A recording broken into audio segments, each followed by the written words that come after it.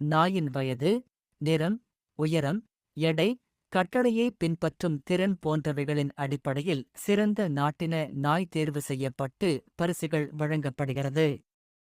8 இனங்களிலும் முதல் மற்றும் 2ஆம் பரிசுகள் வழங்கப்படும்.